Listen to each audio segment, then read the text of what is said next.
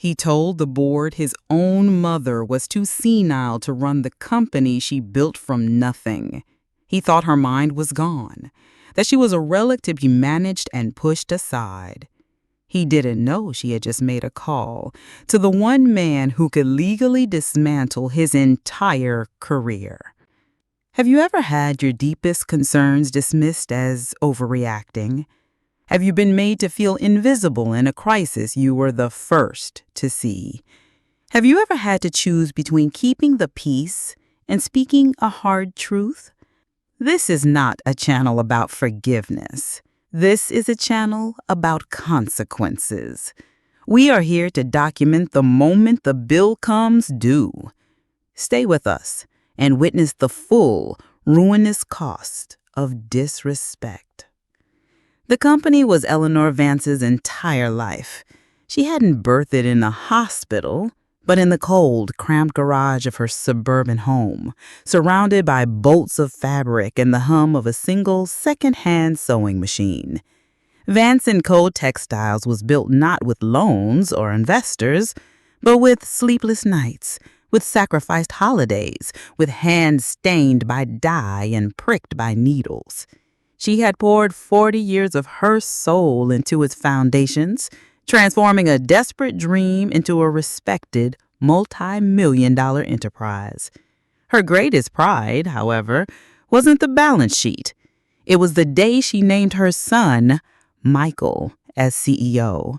She saw it as the natural culmination of her life's work, placing her legacy into the hands she trusted most in the world. For the first year, it felt right. She remained on as chairwoman of the board, a guiding hand, a living symbol of the company's enduring quality. But slowly, almost imperceptibly, the chill began to set in. It started in the design meetings. What if we revisited the Heritage Collection?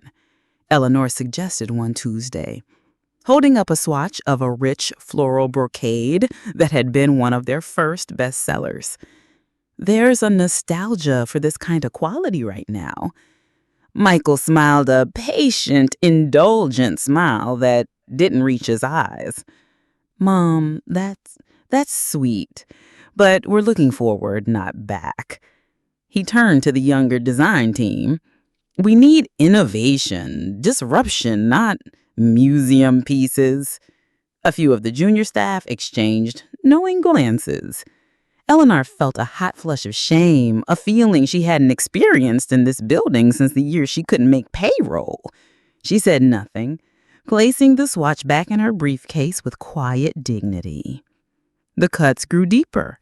An email chain about a critical new supply chain partner from Asia would be forwarded to her by a loyal subordinate with a note, "Thought you should see this." Michael hadn't included her. When she approached him, he was breezy, dismissive. "Didn't want to clog your inbox with the boring stuff, Mom. This is what you pay me for, right?" He called it protecting her time. She knew it was erasing her presence. He began referring to her in board meetings as our founder instead of my mother or our chairwoman, a subtle linguistic shift that turned her from an active leader into a historical artifact. The breaking point came on the eve of their 40th anniversary gala. It was an event she had been planning for a year, a celebration of everything she had built. The final insult was not loud or dramatic. It was quiet, and all the more brutal for it. As she was preparing to walk to the podium to give the opening address, a speech she had written and rewritten with loving care, Michael intercepted her. He gently took the note cards from her hand.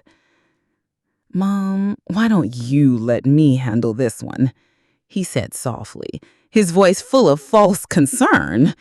"You should just relax and enjoy the evening. Be the queen of the ball." He patted her hand, the gesture perfect pantomime of filial devotion, but his eyes were cold. It was a public neutering, performed with surgical precision in front of the entire senior staff. She was no longer the founder. She was the party's mascot. She endured the evening with a placid smile, a mask of serene grace that betrayed none of the fury coiling in her gut.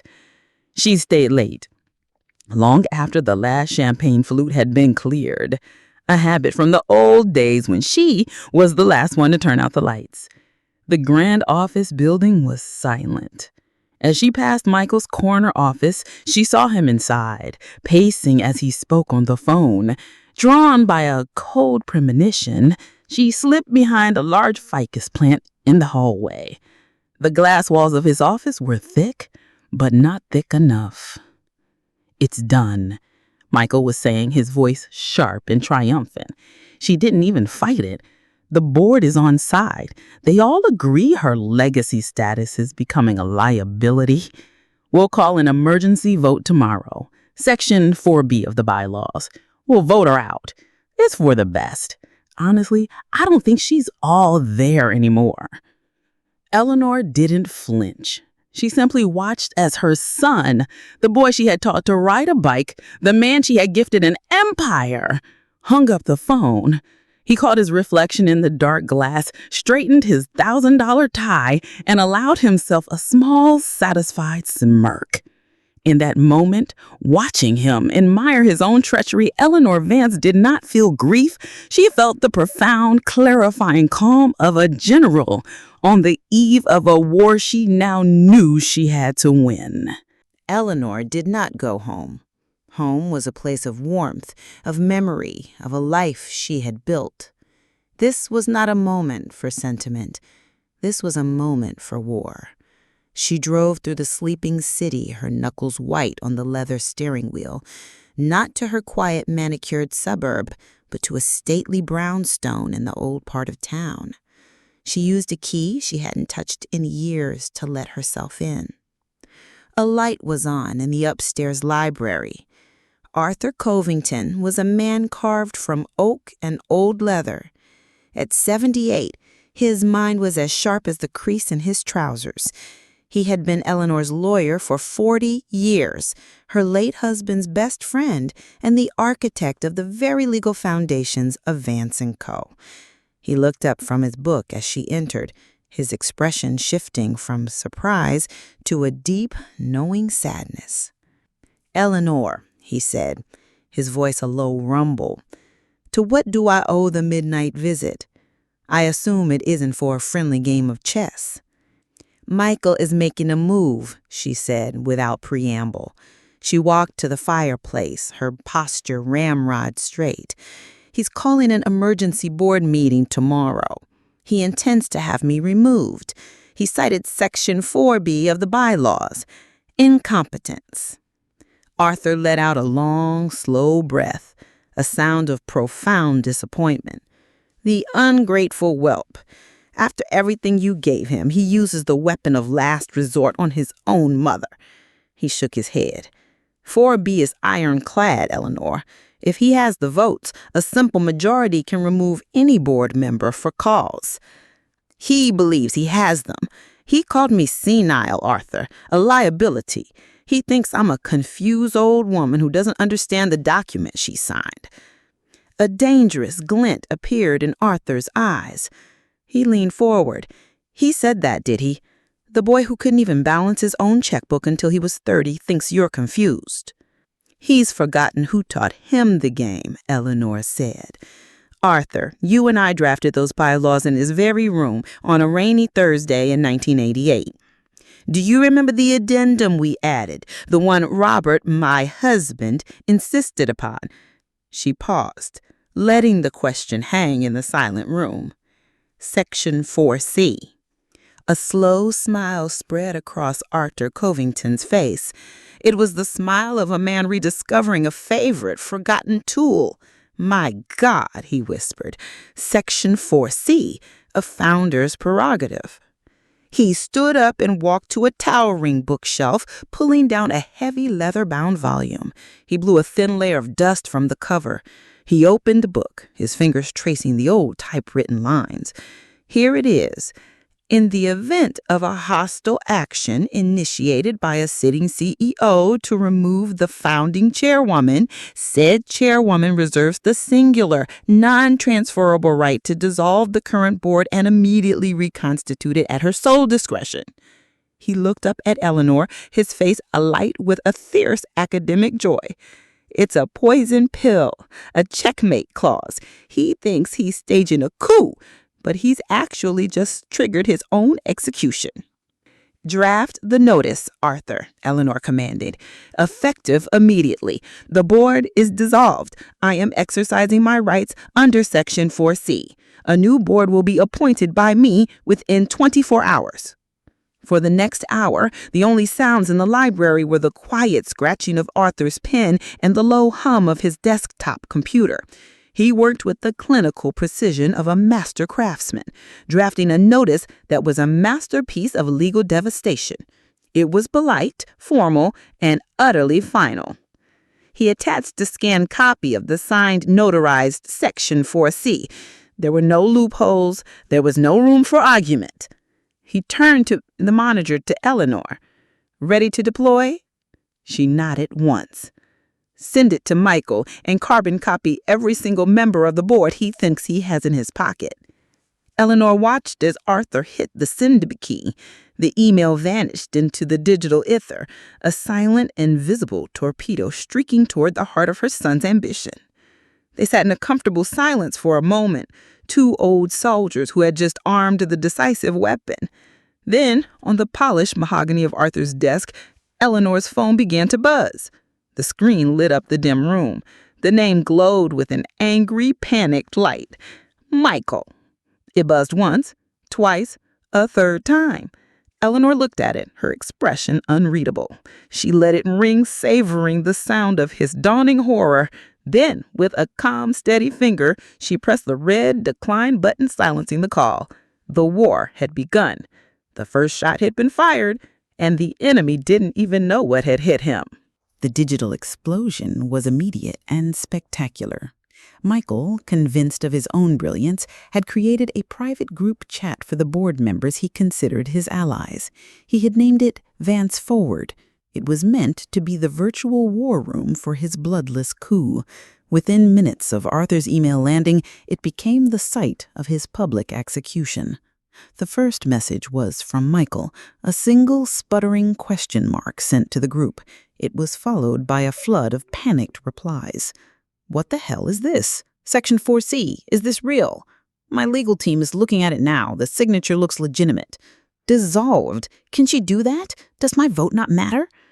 The illusion of their collective power, so carefully cultivated by Michael, evaporated in an instant. They weren't partners in a bold new venture. They were employees whose services were no longer required. Then Michael made his critical error. He attempted to seize control of the narrative, to frame himself as the victim of a vindictive, unstable old woman. He posted a long, sanctimonious message in the Vance Forward chat, a masterpiece of corporate gaslighting. Team, he began. I know this is shocking. It appears my mother is having a severe episode. This action is erratic and, frankly, heartbreaking. She is lashing out from a place of confusion. I want to assure you all, I am handling this. I'm trying to protect her and the company from her own instability. Please, disregard this email. We'll proceed with our vote as planned tomorrow and get her the help she needs. In the quiet of his library, Arthur read the message aloud to Eleanor from his tablet. He snorted in derision. He's painting you as mad. The classic, predictable gambit of a cornered man. Eleanor listened, her face impassive. She took a slow sip of the tea Arthur had made her. She was not angry. Anger was a messy, reactive emotion.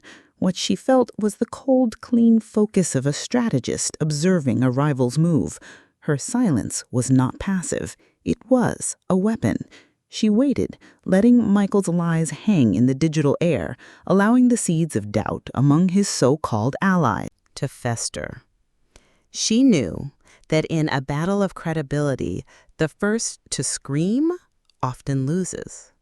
His narrative has a fatal flaw, Arthur," Eleanor said finally, placing her teacup down with a soft click. "He's claiming I'm unstable and confused, that my action is a sudden fit of madness." She looked at her old friend, a flicker of steel in her eyes. "But our move was not madness. It was law, and we have the proof." "What do you have in mind?" Arthur asked, a predatory gleam returning to his own expression. "I need you to do two things," she commanded softly. "First, I want you to find the minutes from the 1988 annual meeting, the one where we ratified the bylaws. I want the exact page where my husband, Robert, explained the purpose of Section 4C, his exact words." Arthur nodded, already turning to his meticulously organized archive. "I remember that speech. He said it was an emergency brake to protect the company's soul from the arrogance of a single generation. I'll have it in 5 minutes. Second," she continued, her voice dropping to a near whisper, "I need you to send a single private email. Not to the group, to one person, Marcus Thorne." "Thorne? The editor of the Financial Chronicle? He's a shark, Eleanor." "That's why I need him," she replied. "Michael thinks this is a family spat he can contain and spin. We are going to make it a public business story, adjudicated not by his manipulated board, but by the entire financial community. Send Marcus the notice of dissolution. Send him the full signed text of Section 4C, and send him Robert's speech from 1988. She paused. "The subject line of the email should read, 'An exclusive. Eleanor Vance reclaims her company.'" Arthur Covington didn't smile. He simply nodded, a look of profound professional respect on his face. He understood the strategy perfectly. Michael had built a narrative of Eleanor's emotional instability. Eleanor was countering with a surgical strike of irrefutable historical fact. She was moving the battlefield from the closed-door boardroom to the front page of the most respected financial paper in the country. The rest of the night was spent in a state of quiet, disciplined preparation. Arthur located the documents. Eleanor, with the precision of a CEO who had once known every line item in her budget, began sketching out the framework for her new board. She listed names of old, trusted colleagues, men and women of integrity, who understood that a company was more than just its quarterly earnings.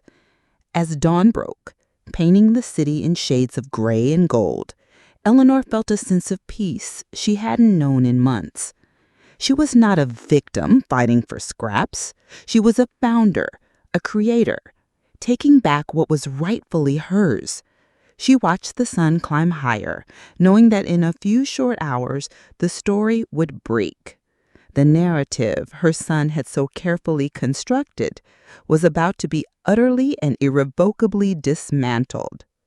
The war for the story was almost over, and she had already won. The Financial Chronicle article landed at 8 a.m. sharp. It was a digital atom bomb. Marcus Thorne, a master of his craft, had not written an opinion piece. He had laid out a sequence of undeniable facts. The email, the full text of Section 4C, the historical context from the 1988 meeting. The story wasn't vindictive mother ousts son. The story was visionary founder halts corporate coup, citing decades-old failsafe. It portrayed Eleanor not as unstable, but as a brilliant strategist who had the foresight, 40 years ago, to protect her creation from the exact brand of arrogant greed her son now personified. The fallout from Michael was swift and merciless. His phone became a ceaseless siren of incoming calls and messages from furious board members demanding to know why they hadn't been informed of this clause, from investors wanting to know what this meant for the company's stability, and from industry rivals barely concealing their glee. His carefully constructed image as the innovative successor was shattered. In a matter of hours, he was recast as a treacherous fool who hadn't done his homework. Desperate, he resorted to the first weapon of the defeated manipulator, the feigned apology. A text message appeared on Eleanor's phone. "Mom, I'm so sorry. I let my ambition get the best of me. I never meant to hurt you. This has gone too far. Can we please just talk? I'm still your son." Eleanor read the message in Arthur's office, holding the phone so he could see. He scoffed. "He's not sorry he did it. He's sorry he got caught." Eleanor typed a single, simple reply. There was no emotion, no recrimination. It was the detached communication of a chairwoman to a subordinate. "All future communications are to be directed through my legal counsel. We will discuss the terms of your severance package at the appropriate time." She hit send. The first attack had been neutralized. The second came that afternoon. His wife Sarah appeared unannounced at Arthur's office, her face a carefully composed mask of concern and righteous indignation. Arthur's assistant tried to stop her, but she swept past. "Eleanor, how could you?" she began, her voice trembling with manufactured pain. "He's your son. To humiliate him like this, to ruin him publicly, it's monstrous. Whatever he did it because he loves this company. You are tearing this family apart over your pride." Eleanor did not rise to the bait. She did not defend herself. She simply slid a single piece of paper across the polished mahogany desk. It was a prospectus for a high-risk tech startup funded by an unsecured loan taken against Vance & Company assets. Michael had signed it a week ago. "This is a venture Michael was pursuing without board approval, Sarah. He was leveraging the assets of this company, the company that pays for your house, your car, your children's school, to find his friends gamble. This wasn't about love for the company. It was about turning it into his personal piggy bank. When this failed, and it would have, you would have lost everything. I didn't ruin your family. I just saved it from his reckless ego." Sarah stared at the paper, her face draining of color. The personal attack had been parried with a devastating financial fact. She turned and left without another word. The second attack had failed. The final depraved gambit came that evening. It was a video message. Michael's 2 young children, aged 8 and 10, looking confused and sad. "Grandma," said the older one, clearly reading from a script just off camera, "Daddy is really sad. He said you're taking his work away. Please don't be mad at Daddy. We miss you." Eleanor watched the video once, her expression hardening into one of profound disappointment. It was the move of a man with no honor left. He was using his own children as human shields. She picked up her phone and made a call, not to Michael, but to the private wealth manager at her bank. "James," she said, her voice clear and unwavering, "it's Eleanor Vance. I want you to activate the Vance Grandchildren Educational Trust, effective immediately. And please send a confirmation letter to my son, Michael Vance. Have it messengered to his home tonight. I want him to have the paperwork in hand." She hung up. She had established the trust years ago, a firewall to ensure her grandchildren's futures were protected from any and all circumstances, including their own father's foolishness. By activating it now, she sent a clear message. Your children are provided for by me. Your pathetic attempt to use them as leverage is not only contemptible, it is utterly irrelevant. The gauntlet had been run. Each desperate attack, emotional manipulation, familial guilt, and the weaponization of children had been met not with fury, but with cold, superior strategy. Michael had exhausted his arsenal. He was left with nothing. Eleanor, on the other hand, was just getting started. She picked up her pen and went back to the list of names for her new board. The chaos was over. the work of rebuilding could begin. The emergency board meeting was scheduled for the following Monday. It was not a meeting for a vote. It was a meeting for a coronation. Eleanor had moved the venue from the sterile, glass-walled boardroom in the Vance & Co. Tower, her son's domain, to the historic Founders Hall at the City Commerce Club, a room of dark wood, old portraits, and sober gravity. It was her territory.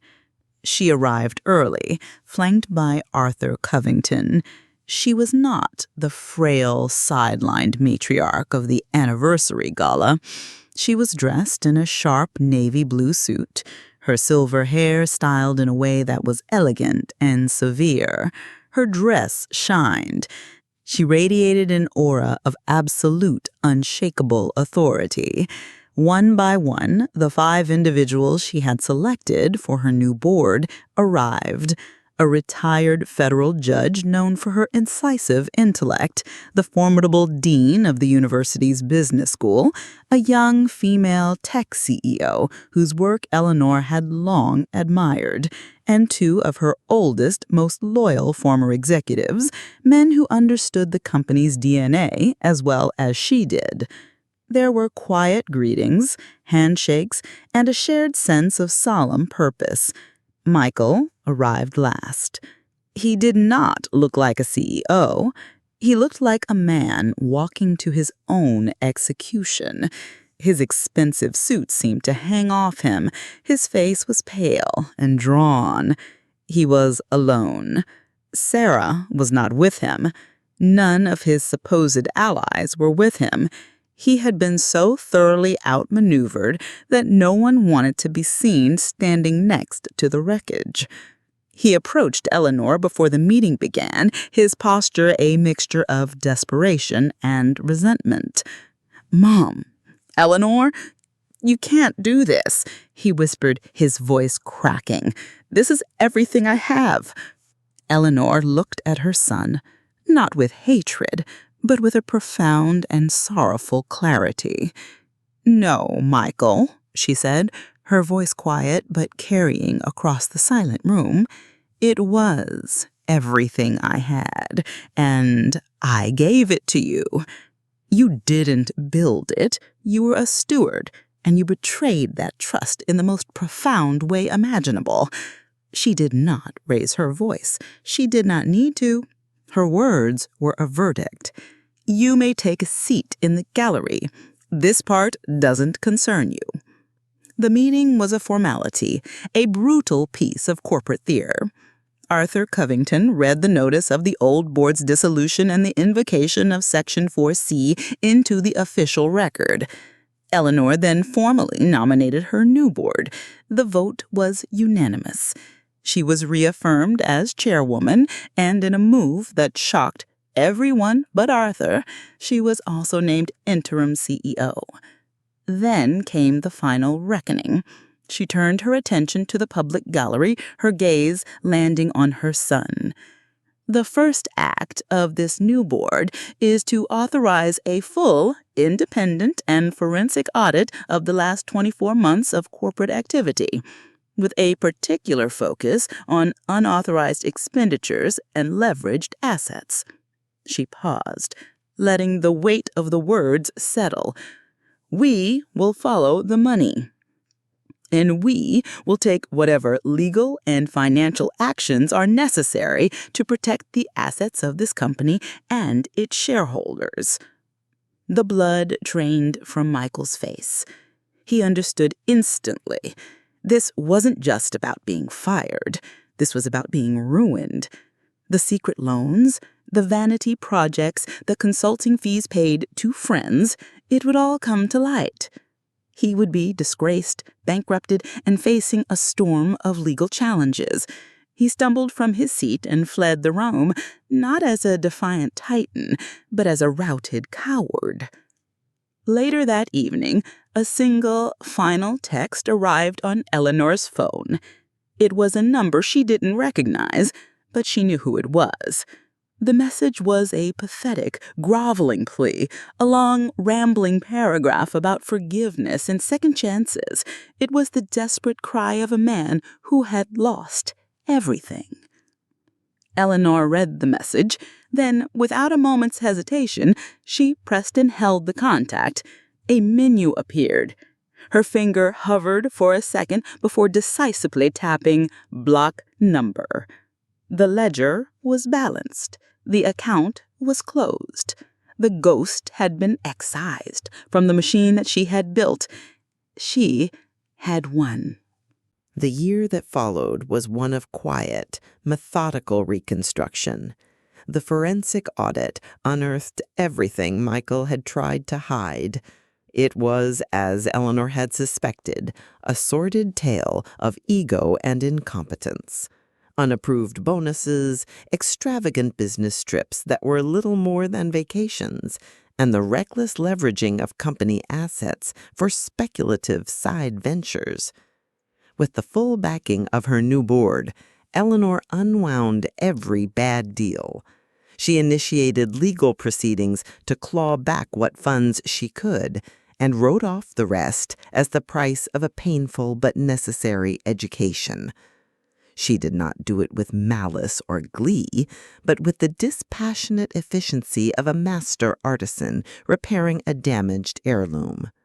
The company bled, but the wounds were cauterized. The foundation, she discovered, was still strong. She stepped back into the role of CEO with an energy that surprised everyone. She walked the factory floors, her memory for names and faces astonishingly intact. She sat with the young designers, not to dictate, but to listen.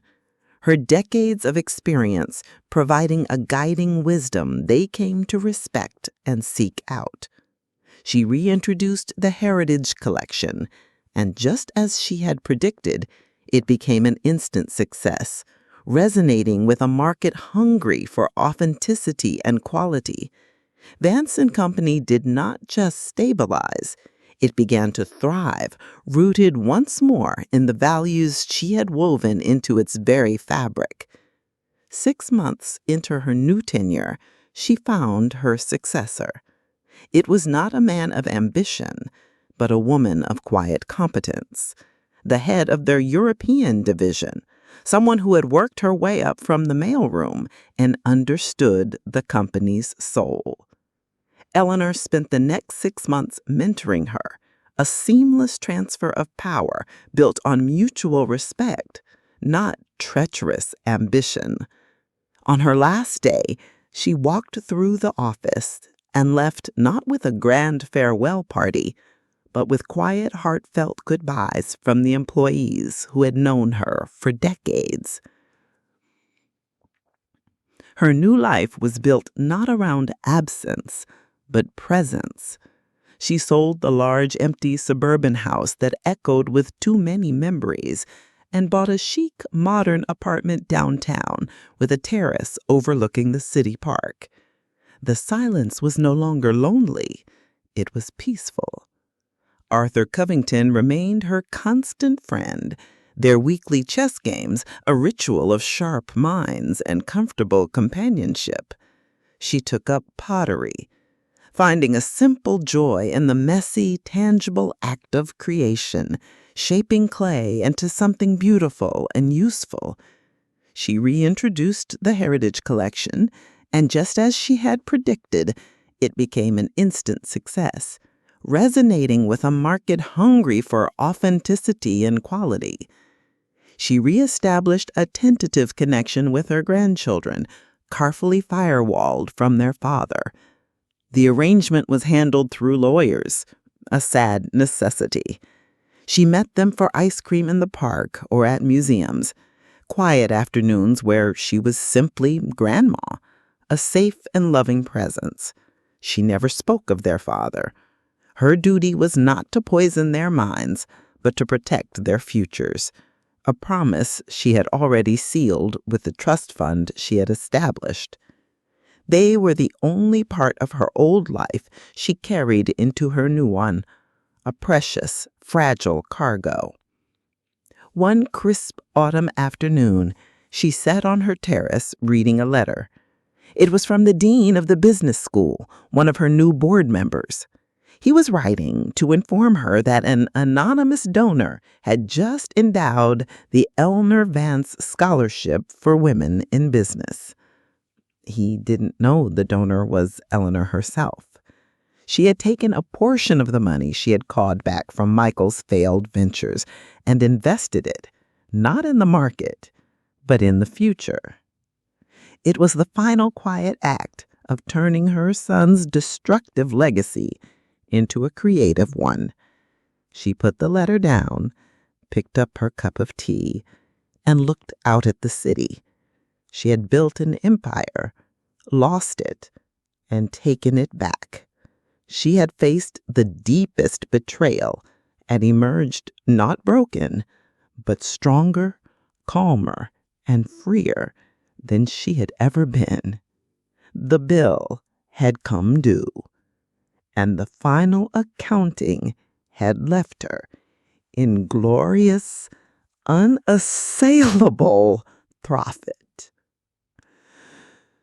The story of Eleanor Vance is a lesson in the difference between an inheritance, which can be given and squandered, and a legacy, which must be earned and protected.